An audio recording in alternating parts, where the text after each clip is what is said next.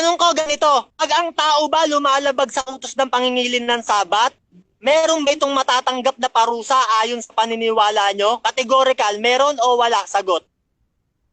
Meron kung habang buhay kang lalabag sa batas ng Diyos.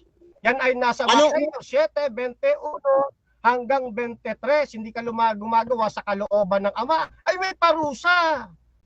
Tanong ko ganito, lahat ba ng hindi nakasunod sa Adventist sa pangingili ng Sabat, pinarusahan nyo ba? Sagot. Ay hindi.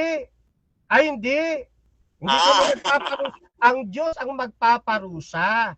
Kung hanggang kamatayan, lalabagin niya kalooban ng Ama.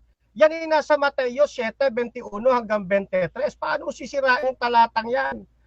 Yan. Kaya ako sinabi yan, kasi sa Biblia, babatuhin yan hanggang mamatay eh. Papatay eh, pag lumabag sa araw ng Sabat eh.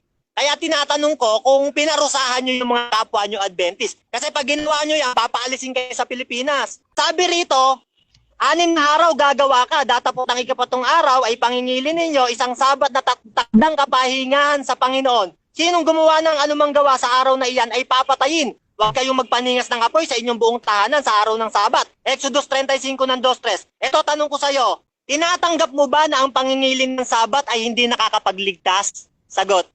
Yes. Oo naman. Yes. Oo naman. Yes. Oo naman. Kasi ang kautusan hindi tagapagligtas. Ang tagapagligtas si Kristo. Ang gampanin ng kautusan ay upang maging gabay natin, malaman natin tayo'y nagkakasala. Parang salamin ng kautusan. Yan ang sasabi kung may dungis ka. Ang tagapagligtas si Kristo. Ano sabi ng tagapagligtas? Ginawa ang Sabat ng dahil sa tao. Ngayon, tanong ko sa'yo, ibig sabihin kung hindi nakakapagligtas ang Sabat, walang halaga Sabat pagdating sa kaligtasan. Tinatanggap mo. Time na, 7 minutes. Oo naman. Okay, so dyan nagtatapos mga kapatid ang ating second cross ng ating debate.